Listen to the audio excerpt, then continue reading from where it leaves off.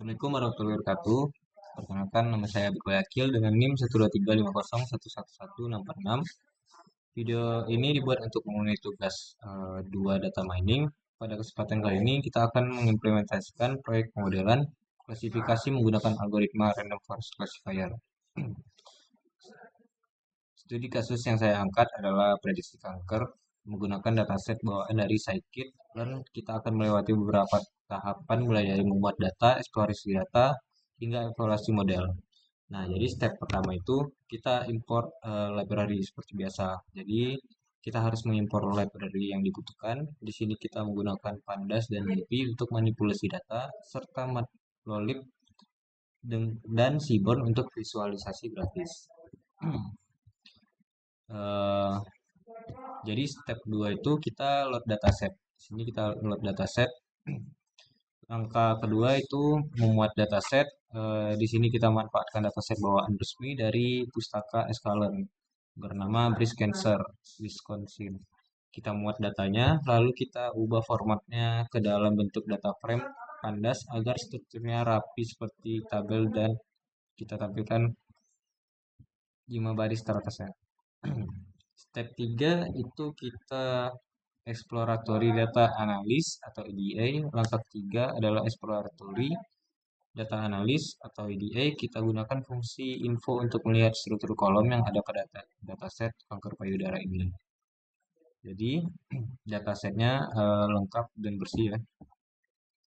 Terdiri dari 569 baris data pasien medis. Sekarang mari kita lihat bagaimana distribusi kelas pada kolom target kita, yaitu angka 0 untuk malignan dan angka 1 untuk gina atau benign.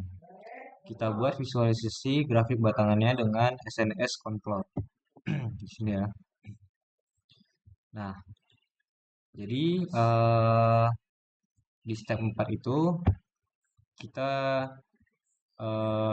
pisahkan fitur ke dalam variabel X dan target label ke dalam variabel Y. Setelah itu data langsung kita bagi menggunakan fungsi trend test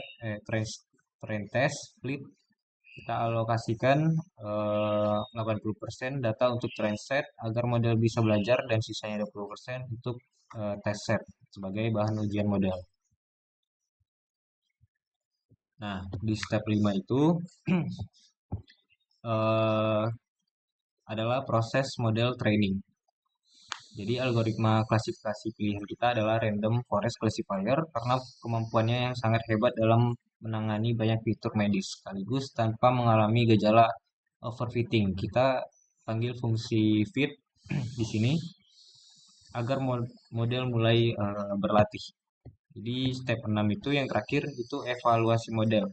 Jadi di evaluasi model ini kita uji kemampuan model dengan menyuruhnya memprediksi data X tes menggunakan fungsi predict. Lalu kita cetak skor akurasinya, confusion matrix, serta classification report.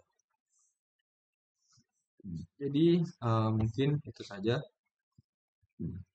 dari saya untuk